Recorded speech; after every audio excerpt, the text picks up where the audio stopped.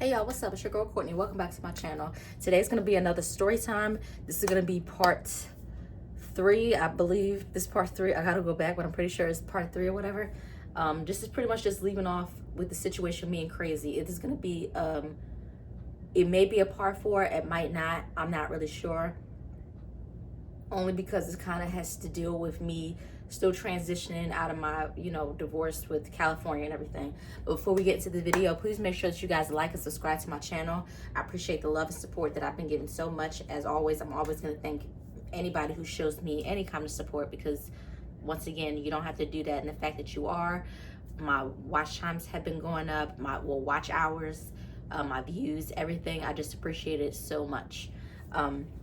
So let's just get into this little story time. So last time we had left off of part 2, I was pretty much fighting for my life with Crazy because a argument turned physical, and so me and him ended up pulling off somewhere kind of secluded where really nobody was around. It's like 1, 2 in the morning. It's late pretty much, and he's pretty much beat me up, bashed my face in, then slap me again. Then he throws my keys in a drain somewhere. I could just hear the keys like bloop, like it went in the drain. You know when something goes in the drain, you know that sound. So not only that, he threw my keys in the drain. Excuse me. He threw my phone and broke it, so I had no way of contacting anybody. I couldn't call 911. I couldn't call my family. I couldn't call anybody. On top of me already not knowing where I am, I'm pretty much stuck. So I didn't even recognize, where I was. And I know some people will probably be like, well, you're from Baltimore, you're supposed to automatically know like where you at. I understand that, but one thing about me, I think I had been only driving for a few years now, but this is the first time that I had been driving back and forth, driving out of town. And it's different when you're driving through Baltimore and when you actually taking buses and trains. I don't know if that makes sense, but because I'm used to taking trains and buses and stuff out of Baltimore, if I had taken a train or a bus, it probably would be a little bit more familiar. But I also had not been to Baltimore in years, so the routes changed, the streets changed, buildings change, everything changed. So everything does not look the same as it used to. Some places do, don't get me wrong. I'm sorry for the glare. I'm trying to move this. Maybe this will be a little bit better. Hold on. Okay, so pretty much it was a lot of stuff that changed. Even the bus routes and everything is not the same as it used to be out there.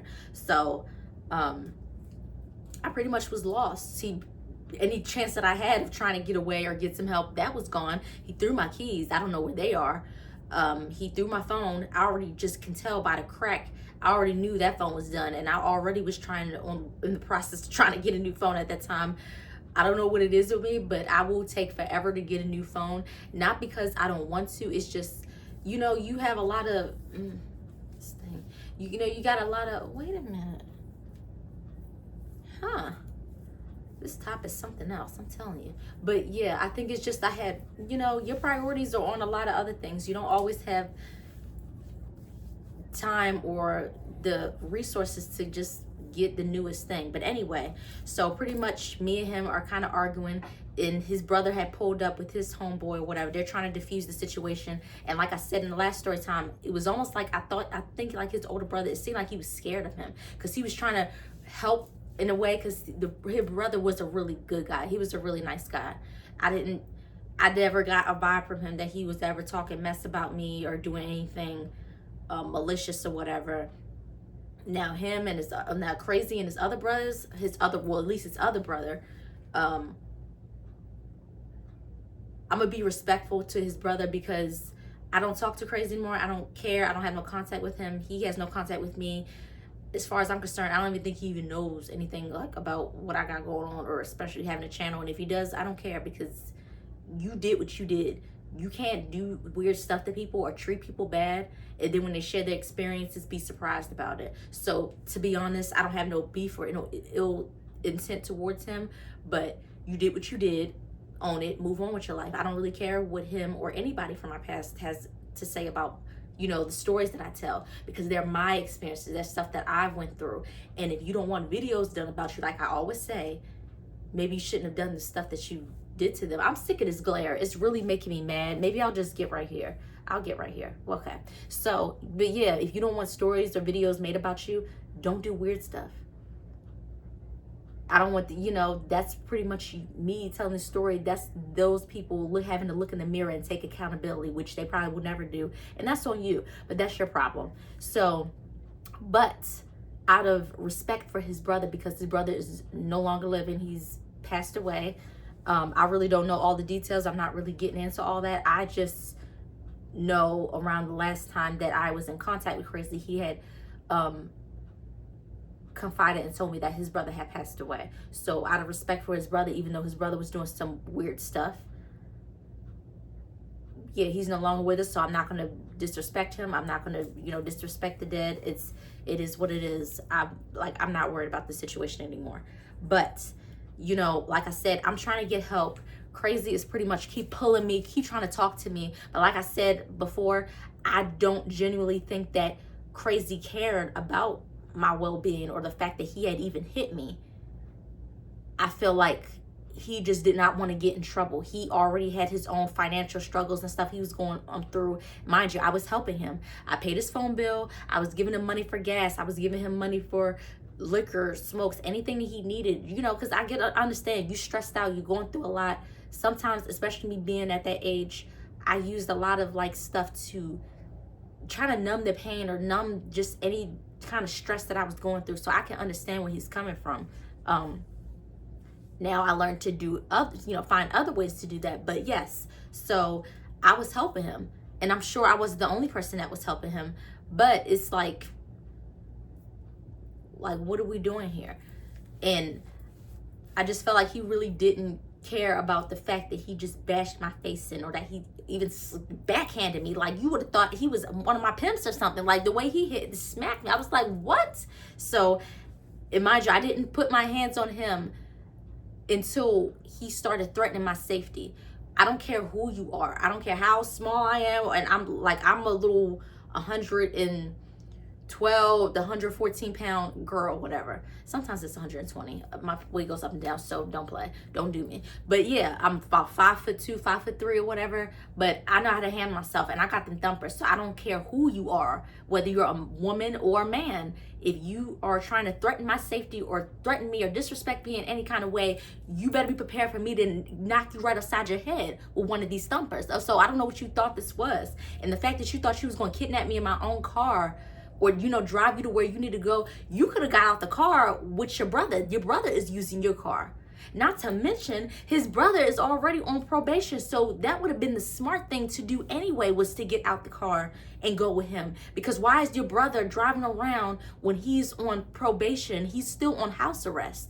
Why are you letting him drive around in your car and you driving around with me, and then you think you're going to be telling me, no, you should, So I think that's just where we kind of bumped heads in that moment, because it's like, you got me all the way twisted. Like, you really think that you're gonna try to bully me down or whatever in my own car and talk to me crazy? You know, you can say whatever you want, but do it in your car. Do it where your house. Do it where you are normally at. I don't care any of that stuff, but this is my name, my credit, and this is my car. So no, like, get out and do that. So, you know, the whole time we're arguing, kind of tussling a little bit, because he's just trying to pull me to get me to come with him and get him to talk to him. But I'm kind of over it. I'd rather, you know, I didn't really think about that either. I could have just been like, okay, let me go with him and try to smooth things over. Maybe he'll help me find my keys. Maybe he'll help me get my phone, and he'll fix it or whatever. But well, I'll get to that part. So but at that, I wasn't thinking, because it's just that adrenaline going through me. I'm just literally fighting for my life. I'm trying to get away from him, because you're acting like a whole psychopath. Just because you didn't want to hear what you wanted to hear, and I told you to get out of my car.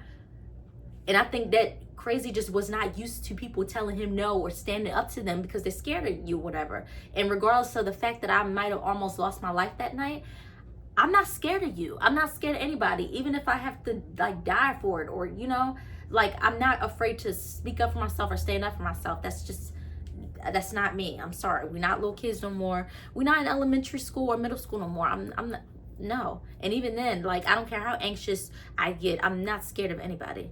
So it's not gonna work. So pretty much after, you know, trying to make himself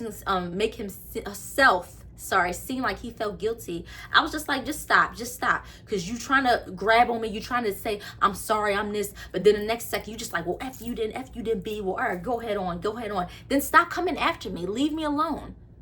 You done enough. You threw my keys. I have no way to get in my car to go anywhere, even if I wanted to knock on the door or just ask for help or something, which is probably not a good idea in Baltimore because everybody's paranoid. But I can understand why, because Baltimore has a really high rate of criminal activity, including murder. So I wasn't understanding. I told you I ain't been out there in a long time, but like all I'm trying to think about is just trying to get help and get away from this person. So after a while, he walked off. I'm like, thank you. Leave me alone because you keep chasing after me. This isn't about you trying to help me. This is about you trying to get yourself out of another sticky situation that you got yourself into. I'm sorry. I'm not your baby mama. I'm not none of those girls you talked to or dealt with. I am a whole grown woman and you are a whole grown man. We might still be a little bit young, but we're adults. So you shouldn't even be conducting yourself like that. We shouldn't even have to get to this point.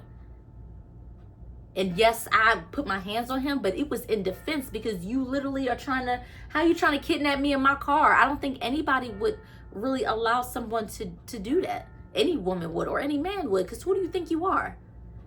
And I think Crazy was just used to that. You know, he was used to being able to put people down and talk to people in any kind of way, beat people up. But it doesn't matter whether you beat me up or not. You're not just about to just little girl me. Like, no. And that goes for anybody. So he walks off. I'm like, thank you. Goodbye. So I'm running off. You know, I'm trying to get help.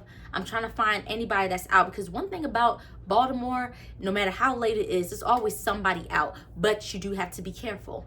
But in my mind, I'm just, like I said, I'm still on this adrenaline rush. I'm thinking like, how, in my mind, it's like, how worse can this get than, you know, me getting my face bashed in and, you know, him throwing my keys and my phone and have nowhere to go or no one to get to. So I run off. I'm not seeing anybody. But as time goes on, you know, Baltimore, they got street lights, but half of them don't even work. It's so annoying. So I find this, it seemed like it was a couple at first, or at least somebody who knew each other. It was an older man and an older woman. The older dude looked a little bit short. You could tell he had like a little beard, like kind of a little bit of gray stub, and he had like kind of like a gray little fade. He didn't, you know, he just was dressed like normal. He just seemed like, they seemed like they were regular people, to be honest, the way they carried themselves. And it was a woman, she was in her car, and he was leaned over talking to her. And I was like, excuse me, mind you, my face is like, it feels swollen. It's not any real damage yet. It's nothing that you could see. So on the outside looking in from someone else, it could seem like, okay, like she got her face beat in and stuff like that, but I don't really see anything. But my face was swollen. I could feel it. I just felt like my face was about to fall off. My wig is like, it's on, but it's not really on, because mind you, I told you, he pulled my wig off, he threw it or whatever, he's calling me all type of names or whatever. So I'm just going through all these different kind of emotions. And even though I don't really look a mess, I still look a mess. Like, come on. So I'm talking to the dude. You can tell he's in the middle of a conversation. He's leaned over in the car window talking to the woman that's in the car. And he was, I just told him pretty much like, you know, I need help. Like, I just need to be able to call somebody. I'm not trying to bother nobody. I'm not trying to do anything. I'm just trying to get away from somebody that's following me. That's just, you know, he put his hands on me. I'm really just trying to get away from somebody. So he was just like, he was just saying like, what you need my phone for or something like that. And I was like, if you want to, you can stand right here. That's fine. I just need somebody to call 911. Just please, can I just call somebody? I need help. I'm trying to explain to him, break it down. Like, he threw my keys, he threw my phone. I have no way of contacting anybody. I'm literally stuck. And it's unfortunate that you have to be in those situations like that. But because, you know, you're in that type of environment, I can understand where, you know, you're coming from. If somebody just comes to you out the blue, especially at 1, 2 in the morning. But I'm thinking, then just don't be watching enough Forensic Files or enough ID channels, because it's like, it's way too much stuff going on for you to not have your ears and your eyes open to what's going on. So but I can understand with Baltimore, because it's a lot to be paranoid about. So I can honestly understand. So I was like, I just need help. And he just kept like talking in circles, pretty much like, why you need my phone? Like, what? I mean, like, you need it like here. He kept doing like this, like, here, see my phone right here. What? I said, I mean, that's all fine and dandy, but I need to call somebody. I need help. Like, I'm literally, it may not seem to them because it was kind of a little bit dark, but you still had the street lights, so you could see me under the street lights. I felt like I looked a hot mess. My wig is like pretty much almost sliding like halfway off. I had put it on, but I didn't put it on enough to where like it looks decent. Like, maybe he thought I was like a toot or something. I don't know. Like, maybe, I don't know. I just looked, I just felt like I just looked a hot mess, and I know I did. But he was just like, you know, you need this or whatever. And I asked the other woman, so I was like, clearly you're playing games. Like, I don't have time for this. You don't want to give me a phone, that's fine. At this point, I really don't care. I'm already like in a messed up situation. So I asked the woman in the car, I said, would you mind if I used your phone, if I could, you know, get help or whatever, or if I could get a ride or something? No. That wasn't after. That wasn't before. That was after. Was it? No, that was after. Okay. So I just ended up walking off. I said, I'm not doing this. I could be arguing with you for hours or minutes. Like, I don't have time for it. So I walk off. I keep going up blocks and blocks. I finally get to someone. I don't know why. He was a normal dude. He was a cool dude, thankfully. But so he was just on his phone, and I don't know why he was just sitting on the stoop on his phone at like going on 2 a.m. I don't know what was going on. I don't know. But Baltimore is so random. I'm telling you, I don't know. So I asked him, I said, you know, excuse me, I'm sorry. I'm dealing with an emergency right now. I pretty much just got beat up by my supposed to be boyfriend. He just beat me up. I'm trying to get help. Like, I don't know what to do. Like, I just need to call somebody, just at least call 911. I just need somebody. Like, just, can I please get help? So he was like, all right. He was like, all right. He was tough. I was like, thank you so much. So I'm calling 911. I'm on the phone with them, actually, and I'm explaining everything that is going on. Mind you, I'm on the phone with them. So as I'm talking and doing all this, the dude is waiting like a little bit in the background or whatever. And I was just like, yes, please. I just need you to come here. And I'm trying to get the address of where I am. The dude is kind of telling me the address because clearly he lives around there. If you just sitting on a random stoop, I doubt somebody would be sitting on a random stoop at like 1, 2 something in the morning or whatever. So he telling me the street and telling me where I'm at so I can tell the officers to come and get, like, help me. And so I'm talking to somebody, and then as I'm talking to them, I'm the dude that I had asked previously, like probably a few minutes ago, to see his phone, but he kept playing games like, oh, this is my phone. Like, you already know what I need the phone for. I'm trying to call somebody, but you keep playing games. He walks up.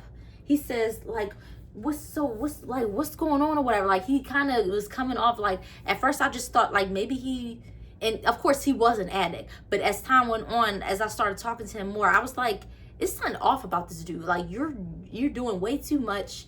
You talking in circles, and now you're back. Why? If you're not gonna help me or do anything, get out of my face. Why are you in my face? So he was just like, what's going on? Like, what happened? And I was just like, what are you talking about? I said, I'm trying to get help. Hello? Like, I'm on the phone. I said, I'm on the phone. He said, you on the phone? Like, why you he said, like, why did you ask me for my phone back there?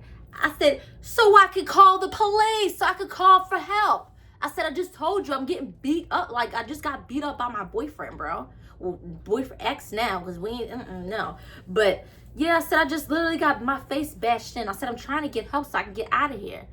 So he was just like, no, that's weird, though. That don't make no sense. Like, that's crazy. Like, you trying to set people up. You trying to set, like, what you doing or whatever. And I said, what are you talking about? I've set you up. Set you up for what? I said, I don't even know you. I said, and by the looks of it, it's like, dude, you don't even look like you got anything for somebody to set up. So as time went on, I said, oh, this dude is like, he's an addict or something. Like, there's something going on. Like, he got something going on. He's obviously paranoid because he think I'm trying to rob him or do something. Little do you know, I'm running for my life. I'm trying to get away from this dude. So, and mind you, I left that apart. So when I was talking to the dude that just ran up on me, talking about you trying to set me up, that felt like a setup or something. crazy, and his brother got back in that car and drove around the block and drove around the corner trying to get to me, but they would see me but keep driving off. It's like, I don't know if they really saw me, actually thinking back, to be honest with you. I don't know if he saw me, but I could see that red car. I know what his car looked like at the time. I know what his car was. So he was, you know, driving around the block, around the end of the block, and I was like, oh my God, like I'm trying to get away from him, like, oh my goodness. But he would always bend that corner and turn around and go, he was just driving in circles. I guess he was trying to find me, excuse me. But I'm thinking, like, you could do all that to get back in your car. You couldn't have did that when we was back at the parking lot at the club. You couldn't just got back in your car and went home and go about your business. You had to do all of that. That's, thinking about it now, I'm just like, you did all of that for what? So the dude keeps bothering me, talking about, Lord, that feels like a setup. Like, I feel like you're trying to set me up. Like, you're trying to do something. I'm just like, nobody's trying to set you up. I'm literally trying to get out of here. I don't even want to be in this area, because this is the east part of Baltimore. No, I do not. I definitely don't want to be down here. I barely want to be where I'm from. I barely want to be in South Baltimore. Why would I want to be in East Baltimore? I don't think so. So, yeah, he was like, yeah, that just feel like a setup or whatever. And the dude that let me hold his phone, I know I probably sound like I got Baltimore accent, dude. But yeah, but the dude that let me hold his phone, he walks up and was just like, yeah, like, what's going on? Like, are you all right? Like, did you get help? And I said, I'm trying to talk, you know, because they're still on the call, technically. So I was like, yeah, I'm on the phone with him right now. Like, I'm trying to talk to him and stuff like that. But this dude coming up to me, being weird, doing too much. So the dude was, I guess he thought that me and the guy that had let me use his phone for a minute to call the cops, I guess he had thought that we was both in on something, like I was a toot and that was my pimp and I was trying to, or I was his girl or something, he was trying to get me to set him up. But I was like, this is not that. Like, this is not that at all. Like, this is not that. This is a misunderstanding. Like, that's not what it is. So excuse me, my allergies been kicking my tail. So the dude was trying to get his phone back or whatever. I'm trying to give his phone back. So I'm thinking, okay, maybe after I get rid of this dude, maybe this other guy that let me use his phone will call the police and stuff for me, clear everything up. So the dude is getting, the guy I originally asked to use his phone, he's getting even more paranoid and more crazy and more aggressive. And I was just like, what is this dude on? I said, he must have did like 6 lines before he came outside, because you're doing too much. Like, you're doing way too much. So he was like, no, you're trying to set me up and whatever. And so he snatched the dude's phone out his hand, because the dude had, and mind you, that's when the dude pulled out his little pew. He didn't like necessarily pull it out, but I could feel like he pulled it out, but he had it like hidden under his jacket. But I knew he had it. It was very clear, and it was small. Actually, you know what? He did pull it out. It wasn't in his hoodie, because I don't even remember him like having it. I know he had a jacket or a hoodie, but he did not have a hoodie or whatever. So he had pulled it out, and it was like a little gun, but he was trying to hide it a little bit, but it was still showing. But it was a little gun, like it wasn't a big one, but little or big, that's enough for me. I hope you two don't snatch this, because I'm probably gonna re-record it again. But he put out his little glizzy, but I don't care if it's a little glizzy or a big glizzy. That's enough for me to get out of the vicinity, and I ain't got time for it. So the dude had to give him his phone, because he was just like, yeah, where your phone? Give me your phone, because you trying to set me up. Y'all niggas trying to set me up. Y'all trying to do all this to that. And he was pointed at him like, go, like pretty much run off, ninja. Like, I don't care what you got to say, go. And he was like, you not gonna give me my phone? Like, you just gonna say, that's not funny. And I feel so bad to this day for that guy that tried to help me, because he really was just being a solid dude. And that probably was a new phone for him. Like, I felt so bad. Like, he had to give up his phone just so he won't get pew pew. You know, like, I felt so bad. So pretty much the dude runs off, because he told him to run off. He said, run off before you like, yeah, that's pretty much it. So the dude run off. He was like, damn, like, it's not funny. I know I have a different way of coping, and when I tell stories and stuff like that, it's not funny. But he pretty much was like, dang, whatever. It ran off, because now he got jacked for his phone, trying to help me. Now I'm in a face-off with this. Clearly he's an addict. He's paranoid about something. Even if he wasn't on drugs, this something is wrong. Like something is just not right. But it was clear that he was an addict. When I look back, the woman that he was talking to in the car, it was clear she was an addict as well. But she was just a little bit more, but she was kind of weird. She gave weird vibes, like not the kind that you would hang out with her like at a cookout or you know, like she didn't give auntie vibes. She just gave like something was really off. Like she'd be in the streets, but nothing crazy, but she still be in the streets. She just gave a really weird vibe. So anyway, me and him are talking. The dude ran off. He done took his phone. And I guess he done ended the 911 call that had happened. And so he was just like, yeah, you trying to set me up? I'm just crying now. I'm really like scared because I got my hands up. I said, I'm not trying to set you up. I said, my boyfriend really just beat me up. I said, my face is swollen. He threw my keys in the ditch on the drain. My phone is broken. I have no way to get into my car. I have no way to get home. And he was just like, no, because you should have thought about that. You know why that happened? He said, because you be a mess and you trying to set people up. And I was like, now I know you're not even in your right mind. Now I know something is wrong with this man. And he was just like, you should have known better. You shouldn't have been doing that anyway. Like, you shouldn't have been around none of that anyway. And I'm just crying to him, like, please, with my hands up, like I'm trying to just get home, at least get to my dad's house. But mind you, I think at this time I was staying with my dad when I would come to visit Baltimore to go see Crazy. Even though I was barely there, I would come like, early in the morning and meet, and Crazy would just be out all night, and I would come like later on at night, or I would come in later early in the morning because I'm grown. I probably was a couple years younger than I am now. I probably was like 24, 25, like 25 or whatever, 26. And so yeah, he's pretty much just saying like he pretty much just got his gun. It's like he's got it half out, but it's half into his jacket. And he's still pointing it at me. And I'm got my hands up like I'm not trying to rob you or do anything. I'm just literally trying to get away from this dude. I don't care, like, whatever happens. I'm just trying to get away from him. And he was just like, yeah, well, he was just going back and forth saying a whole bunch of nothing that did not make sense. I'm telling you, this dude was talking in circles. And as scared as I was also confused because I don't know what you're talking about. He literally, you could tell he was very paranoid. He was definitely on something. Something just was not right. So he eventually told me, like, go ahead, get on, like, go. Get on out of here. Like, get out of here, pretty much, before I have to, yeah. So I run off. I just start speed walking. I didn't run off, but because I didn't want to run and then risk him trying to shoot me in my back or something. I was scared. Like, he clearly has a gun. Okay, he clearly has a glizzy on him. I don't want to get hurt or anything. I'm just trying to run off and do what I need to do. And right as I'm speed walking off, I end up meeting Crazy like at the end of the corner of the block. And his brother is there too. And that car was literally on the end of the corner, like really at the end of the block. And so I meet Crazy. I end up meeting Crazy. And Crazy was like, you all right? Like, what happened? Like, come, I've been looking for you. We're trying to help you. And I said, this dude, he just held me at gunpoint. Like, I'm like scared. Like, I'm just was trying to get help. And then he just ended up holding me at gunpoint, just putting a gun to my head. He was like, what? Wait a minute, what? So that's when his brother got out the car. I did not know that his brother had a glizzy on him too. I'm just like, hey, oh my God. Like, this is the last thing that I need. So, his brother get out the car. They like, wait a minute, who pulling the glizzy out on you? Who? So when his brother pulled out his glizzy, Crazy grabbed the glizzy from his brother. Wait a minute. Hold on. No.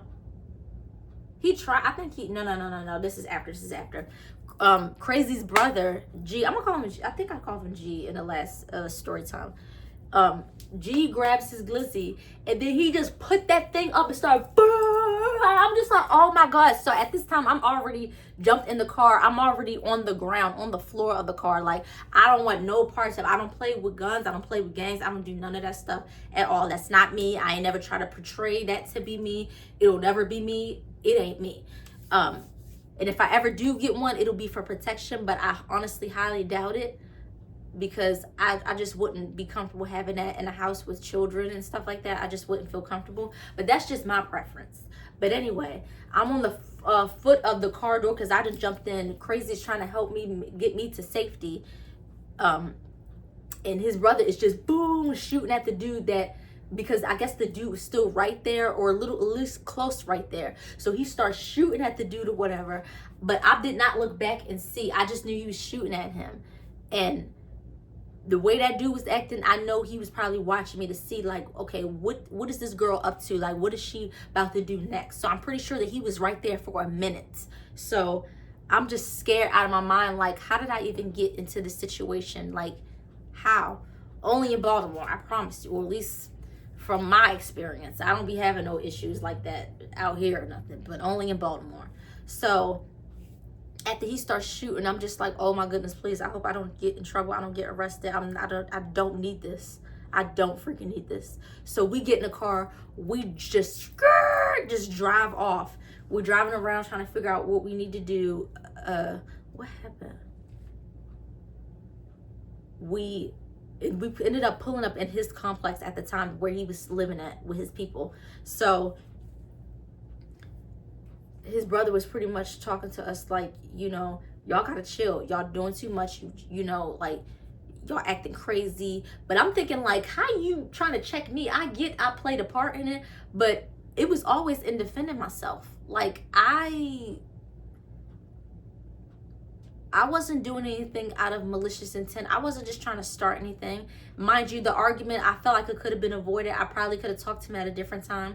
But like I said, we were drinking, and I had already been going through so much with California. I was just really over it and over dudes at this point. So I was just, you know, I probably could have had that conversation with him at a later time. But I don't care how much you argue or get into it. It's no reason for you to be disrespectful, calling me out my name, threatening me, and then trying to take over my car and kidnap me in my own car. Like, the fact that you were trying to say, I know Crazy was probably telling him a whole bunch of stuff, probably, because you know how some dudes are. They'll try to flip the narrative and flip the story to try to make you seem like you're crazy, when the reality is, no, you literally was disrespecting me. You tried to kidnap me in my own car. I had to defend myself and fight for what is mine. And you put your hands on me. And that's just what it was. And not only that, you threw my phone and you threw my keys, so I had no way of getting help. And you know, you had every intention on trying to keep yourself from getting in any trouble than you already were.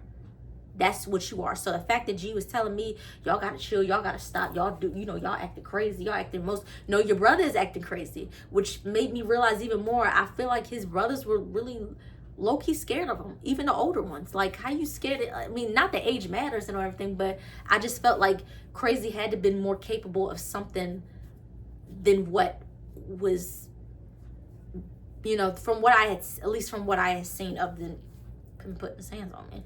But you know, he's driving around, and I had, you know, pretty much had been telling him I wasn't even like worried about the whole fight with Crazy or anything. I was just ready. I was just over the whole night. I was just ready to go home. I was ready to find a way to get my keys, find a way to get my phone. Mind you, this is when I've been driving to Baltimore, but I was still new to driving because I wasn't used to the highway. And even though I was driving for a few years now, I was not used to driving on the highway, taking different exits, driving back and forth from Baltimore to West Virginia, to Hagerstown and stuff like that. So I was still getting used to that driving part. And I needed a GPS to get home. Like, forget the phone or whatever. I just needed a way to get home. At least for right now, that's all what my focus was. So,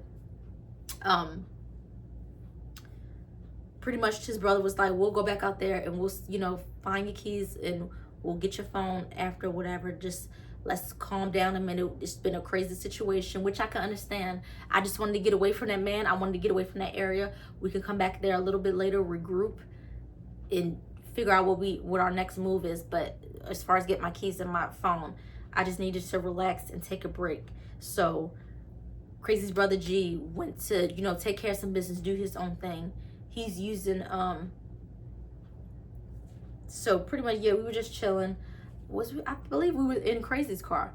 I guess his brother went into the house or whatever, and me and Crazy are talking, just pretty much trying to just comprehend, just trying to figure out everything that just happened, because it was just so crazy and it just happened so fast. I know it really wasn't, but honestly, I felt like it did happen fast. And maybe that was just the adrenaline rush. And maybe because we were drinking. It was just a lot of stuff going on, but it just felt like everything just happened so fast. From us arguing in the parking lot, to us driving and pulling over, to us fighting, to me running off, to trying to get help, to getting held at gunpoint or whatever you want to call it, to just him coming back just at the nick of time to help me. I was just like, everything literally just happened so fast. And so we're talking about everything, and he's explaining how he felt bad, like, you know, about putting his hands on me, how it didn't have to get to that point. And I don't know, I was just way too forgiving. I do agree that people make mistakes. I'm not condoning DV, domestic violence, or anything, but I do believe people make mistakes. And I just felt like, I don't know, I just saw a different side of crazy that I don't know. I was just really confused at that point. I was scared. You just going through the emotions on top of my face being all bruised and swollen up. It wasn't showing right now, but it just felt like I was walking around with like a rubber mask or something on. I just felt like my face did not feel like my face. I just felt like a mess. I just felt like I'm a streetwalker. Honestly, no disrespect to anybody. I just felt like I just looked a hot mess. And so, tell me why, after we start talking for like about an hour or so, we're sitting in the car talking. Tell me why we ended up having relations. Ended up having, I don't know why. And that's just that toxic pattern that I was so used to, just dealing with these men and just dealing with all this type of stuff, because I watched my dad go through it when he treated women bad. I watched my mom get treated bad with men.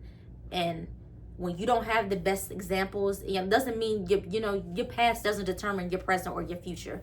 You can't blame stuff on your parents. However, when you were raised a certain way, especially when you were at a young age and you're just now in your early 20s starting to have like serious relationships and stuff like that, you pick up, you learn from what you have seen in the past.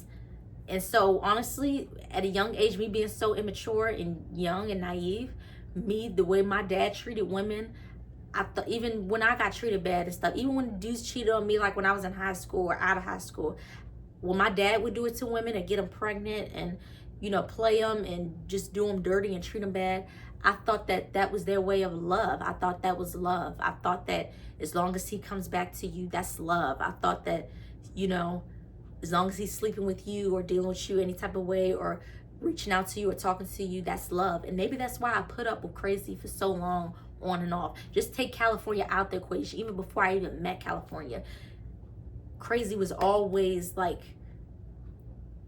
on the sidelines somewhere, just watching, just to see, like, did she move on? Was she happy? If she is, let's see how long it lasts. Because I really genuinely feel like he had his own life going on. Little did I know. I knew he had issues with the baby mama, but little did I know you had plenty and tons of women, which I can't get mad at, because I dated, I had my own life, and I wasn't in Baltimore for years, so it's fine. But it's the simple fact, you reaching out to me, giving me false hope, doing all this stuff, and I held on to all that. Not to mention, I should have cut his tail off a long time ago with all the drama that I had to deal with when I was living in Baltimore with him and his baby mama. So just picking up on that was just normal for me. I just thought that was really love. And as time went on and got older, even being with California and stuff, I realized that is not love. I don't care if y'all got kids. I don't care if y'all married. The way that a man treats you is how he feels about you. That's just what it is. And that just goes in general. When people show you who they are, you have to believe them. No matter how much history y'all got, no matter what properties y'all share, no matter how much kids y'all share together, whatever it is, when somebody shows you who they are, you believe them. And that's just what it is. I thought I was special, shoot, especially helping him out financially and stuff like that, because he wasn't helping me out. California wasn't helping me out or doing anything like that. And he was supposed to be my husband.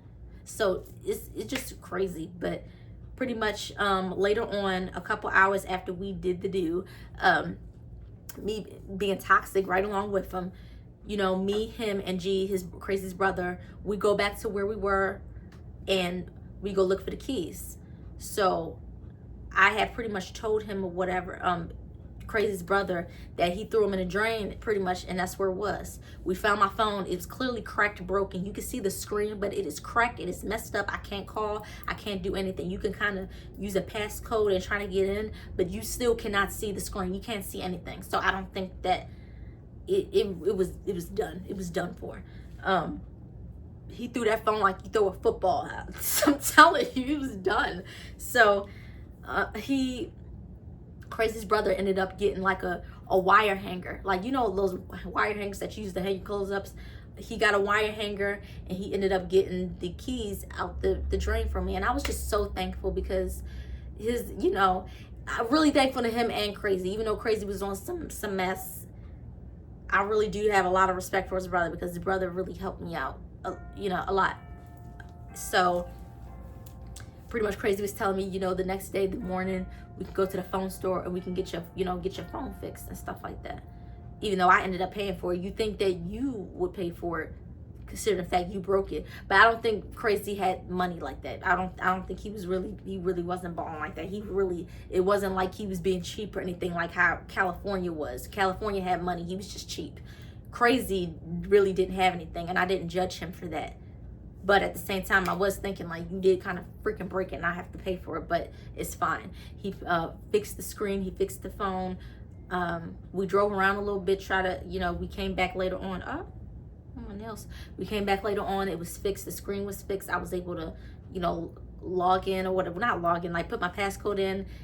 Did that. I was able to use the GPS. It was still kind of broken up. You could tell the system on the phone was kind of really messed up as far as using GPS and stuff, but it's better than nothing, and I was thankful for it.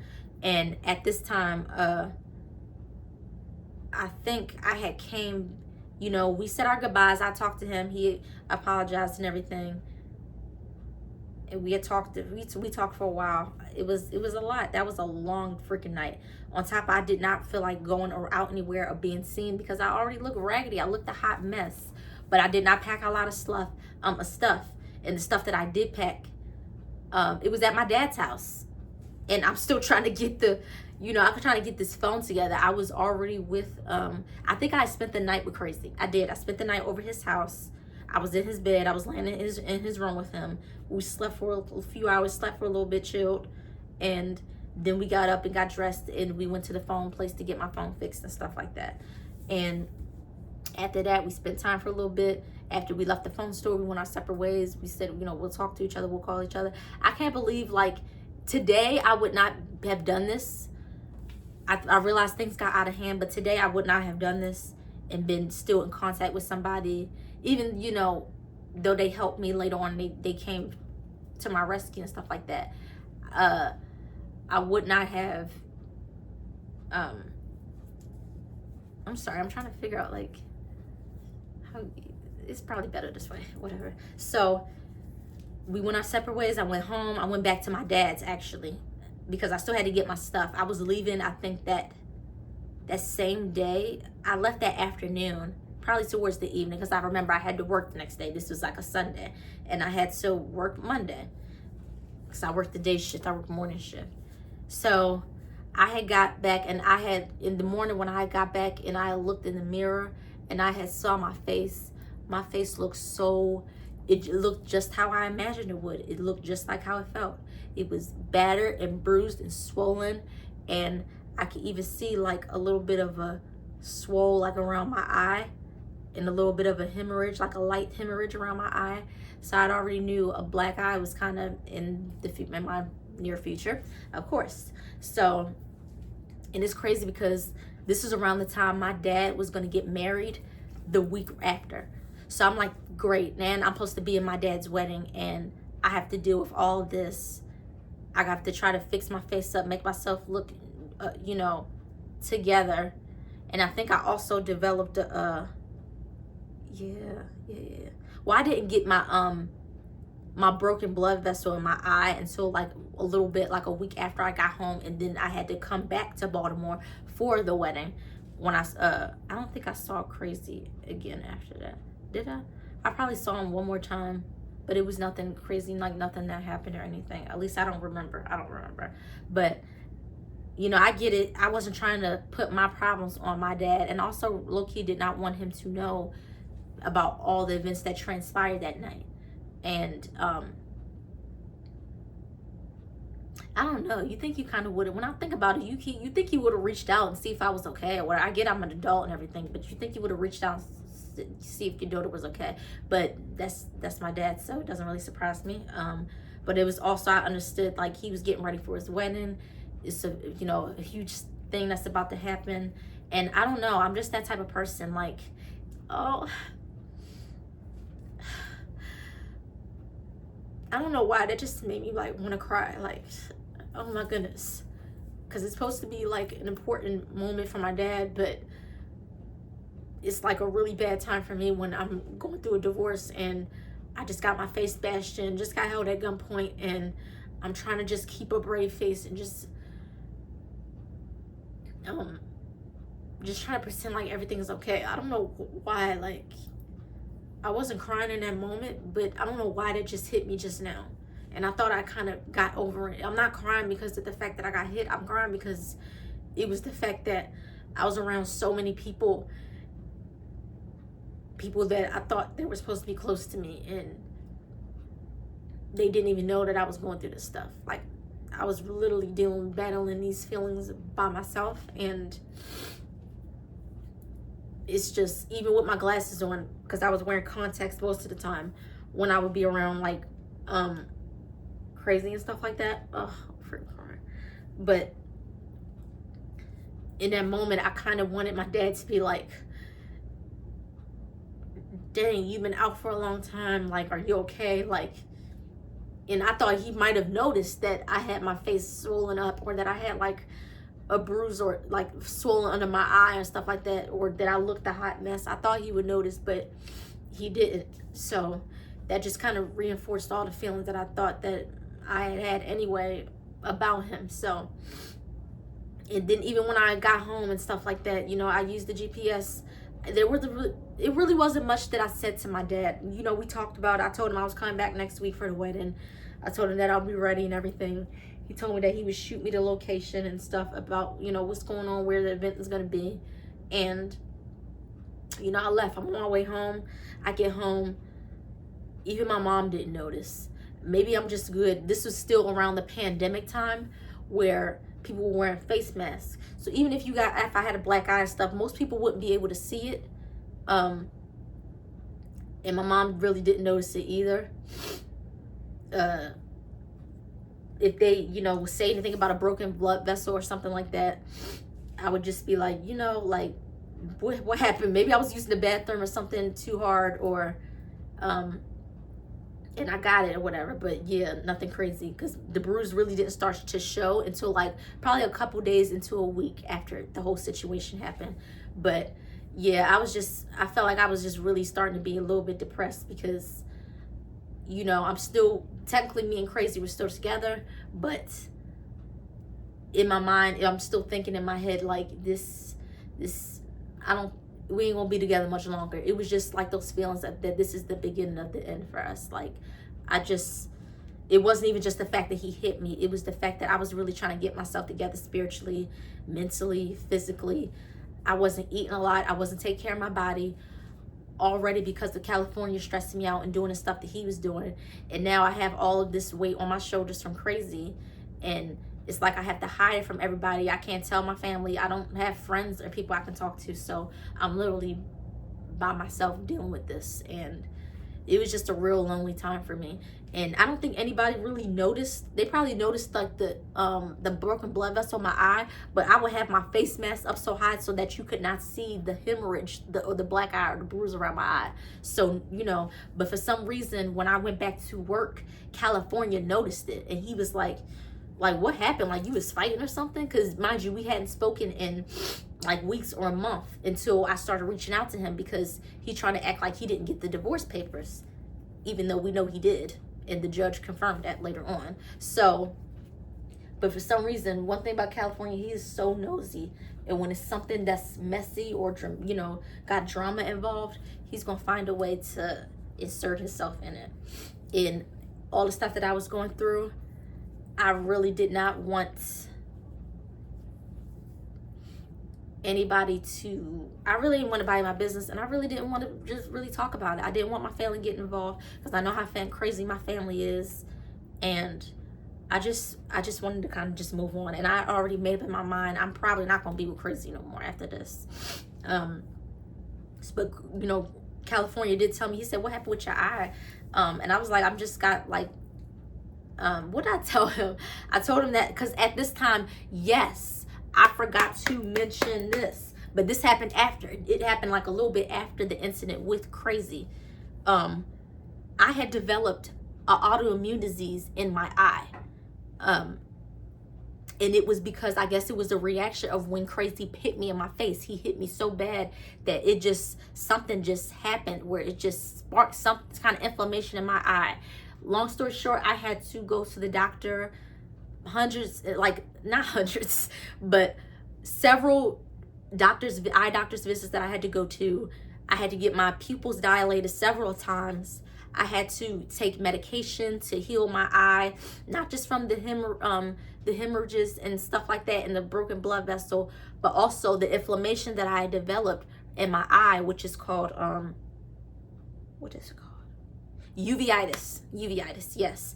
And I haven't had any issues with it in a while, but just because I haven't had it doesn't mean that it's not still there. It can flame up at any time. So I have to be careful with makeup. I have to be careful how I clean my face. I have to be careful how I wash my eyes or just rub my eyes or anything. I have to be extremely careful now because that altercation is what caused that autoimmune in my eye. So, but around that time, I had developed that in my eye, and I had noticed that as time went on that I'm sorry, I'm thinking. I got ADHD, don't judge me. So my eyes started really hurting around this time, and when I would go back to Baltimore to go see my dad, you know, he had his whole wedding and everything. That was just a disaster for me. I'm glad that was a good moment for him, but I'm still going through the emotions. I'm depressed. I just really felt like it was just a really bad time in my life. But at the same time, I got to put on a strong face. I can't make my problems everybody else's problems, regardless of what I was going through. And it was kind of sad because just seeing my dad being married, I'm like, I'm going through a whole freaking divorce right now, and I'm seeing my dad get married, but I don't want to be unsupportive and not be there for him, even though he wasn't really there for me. But you know, you don't got to do titty for tatty with everybody. It's okay. So, I was really depressed at his wedding. Just fast forward everything. It was a little ratchet, but you know, we from Baltimore. My dad's from Baltimore, so, and if you know my dad, you know it wouldn't be him if it wasn't ratchet. So yeah. So just the whole time, I remember my sister was there. My other little sisters were there. My one of his baby mothers was there. He tried to get my mom to go. My mom was like, boy, if you don't leave me alone, you know, why would he want me to go? He know I don't like him. I said, yeah, I told him the same thing. Like, I didn't tell him that exactly. I was trying to spare his feelings. But you know, mama don't want nothing to do with you. Stop it. Stop trying to be messy. You happy, you moving on, you married, go on with your life or whatever. Just stop. She's not worried about you. She's moving on with her life. She's not worried. So yeah. But mind you, when I was at the wedding, I put on a whole full face of makeup. This is back when I think we still had the face mask, but I would still be wearing makeup. But I think because of the face mask, I stopped wearing a lot of makeup altogether. But I would be beat down to the gods, okay? I'm talking about foundation, concealer, highlight, contour, everything in between. Like, I was beat down, and my dress looked cute, and my hair looked cute. I looked good. Mind you, I had the same wig on, I believe, that I got my head knocked up. And yeah, that's the same wig I had on. Still look cute though. I look so cute. I wish I still had pictures of it. I don't even remember. I think I had one picture. I gotta go on my dad's Facebook page, and I'm gonna insert it in here and show you guys if I can find it. But yeah, I look cute, but I just deep down, I was just so depressed. It was just so much I was going through, and I just felt ugly, to be honest, because I still had that. Even though you couldn't see my hemorrhage around my eye, you can still see my broken blood vessel, and I felt like I just looked dumb. No matter how many pictures I took and tried to be cute, I just felt like I looked a hot mess, and it wasn't given, at least for me. I know everybody else was staring and stuff because yeah, you got to be dressed up in that kind of event. So to everybody else, you just, well, maybe they didn't even notice it. I feel like we as women, we're our biggest critics. So every little thing that most people don't notice, we do. And I just felt a hot mess. I did. That broken blood vessel in my eye didn't make it no better.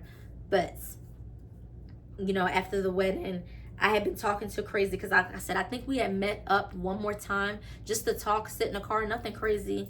And I don't know, I felt like I was trying to force something with Crazy, but in the back of my mind, I was like, it's not there anymore.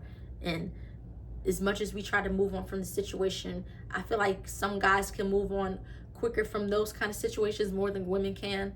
And as women, we have to think about it a little bit more and realize, this might not be the best situation for either one of us to be in. So we talked a little bit more, and that was pretty much it. So the day of the wedding is when I was going back home to West Virginia, where I was living at the time. So after the wedding, I couldn't find my dad, but I was already depressed and going through stuff. So I pretty much told my sister and everybody, I said, I'm gonna just go. I already was kind of lost because it was all the way out Lithicum, Maryland. I don't know if I'm pronouncing it, but I don't know nothing about that. I don't know nothing about them county parts. All I know is my city parts. That's it. So I don't know nothing about the county. That was far out too. So I had left. I was already just ready to get back home. As much as I did not want to go to work the next day, it was on a Sunday. I said, I'm just go back. I'm gonna get myself together, and yeah, it was just way too much. So I went back home, and as I'm driving back home, as I'm driving home, I noticed that my eye is starting to bother me. Like it's really starting to water up. Like it was really sunny out. It was extremely bright out. And so the sun is just beaming in my face. I'm just like, okay, this is way too much. I said, my eyes are watering and my eyes are starting to hurt. I'm getting a sharp pain in my eye. You know, the other eye is not as bad. It's just that it's just that feeling when you have too much sun in your face. So, but that eye, I was like, oh my God, what is going on? I feel like I was on the verge of having to pull over so I could check myself and get myself together because it was just hurting so much and the light was just really affecting me. My eyes are burning.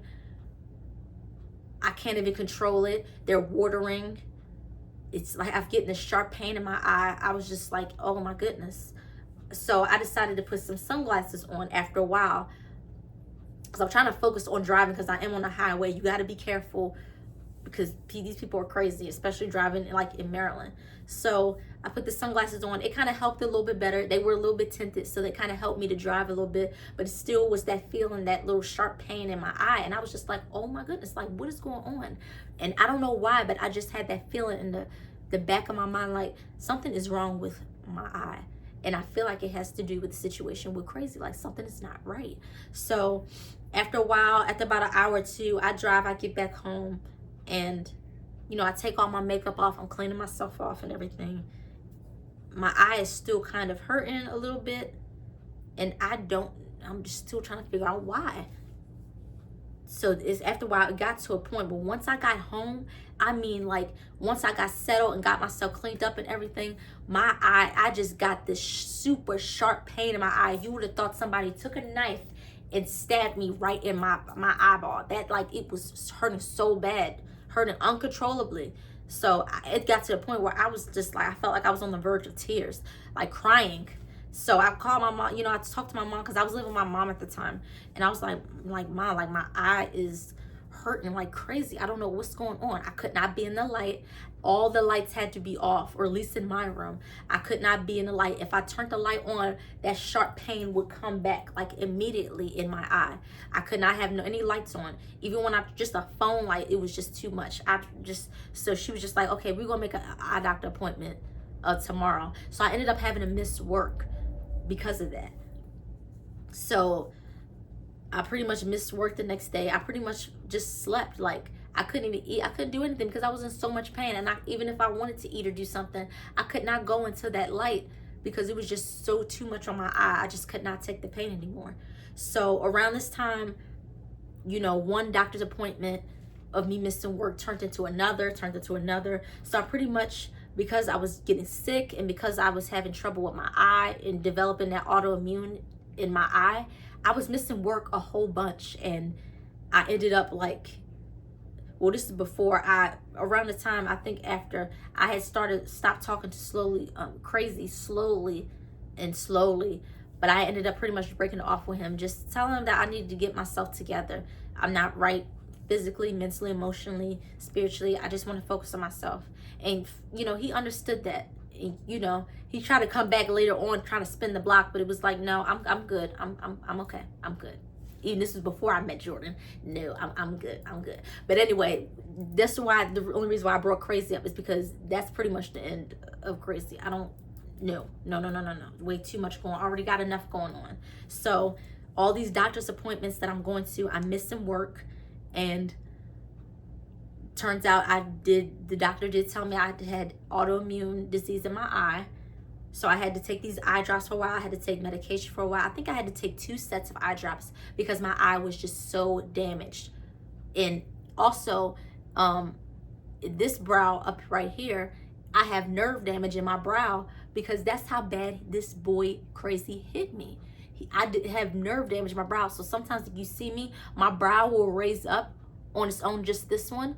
It's gotten a little bit better. I feel like the nerve damage, it'll repair itself over time, but it's never gonna fully be the same ever again. You definitely can tell the nerve damage when your eyebrow is just doing whatever it wants. Like he messed my face up bad.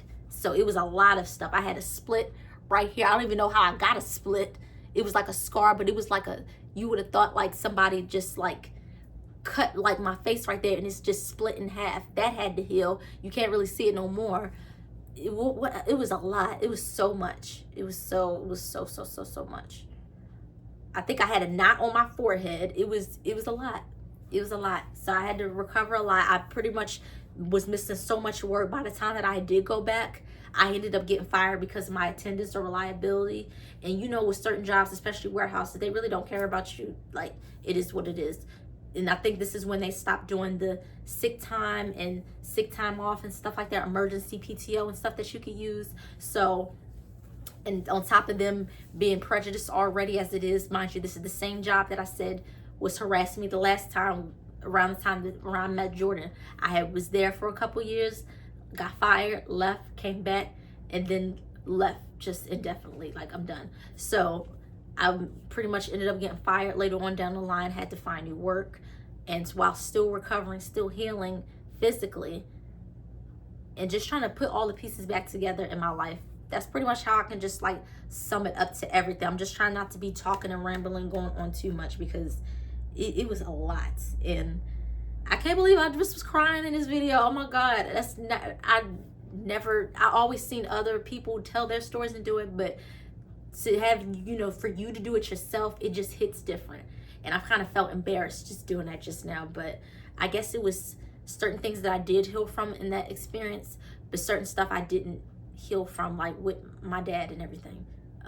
I've held, I don't know. It's just sometimes when you get back into that mindset, or back into those, you start reminiscing on certain things or certain parts of your story, like it hits you, like it really does tug on your heartstrings a little bit. So that was pretty much the end of that whole Crazy saga and stuff like that. Like I said, he tried to spin the block from time to time, but I had way too much stuff going on. And I think this was around the time where I had took those 2.5 years to really focus on myself and get myself together, and stop trying to run to a man every single time that I'm lonely, or I feel like I need to get over somebody else, or if I need to feel good. You can find other ways to feel good and better yourself without being with a man. You know, I'm married now, but that took some time. And even just because you're in a relationship or you're married does not mean it's just going to be smooth sailing. You're going to have your moments, you know. So it was a lot. It was definitely a lot. That was probably like one of the lowest points I think I've had in my life, other than being homeless, or yeah, pretty much. Yeah, that was a real low moment for me. But that's why I tell these stories and these experiences. When you can grow and learn from them and actually heal from them, you're able to, you know, talk about it. And hopefully it can help someone else or inspire someone else to know that the things that we think that we may want or need, we really don't. You know, it's always room to grow. It's always room to heal and to do better and to want better for ourselves. So I hope you guys enjoyed this video. I know it's an hour long, but it was a lot. And for me to even pack it in like this, it was a lot. So I appreciate anybody that watched. Of course, make sure that you like and subscribe to my channel, because that way you can also be notified when I post. And you know you don't want to miss this tea. You know you don't want to miss these stories. So yeah, so thank you guys so much for watching, and I will see you guys next time. So bye.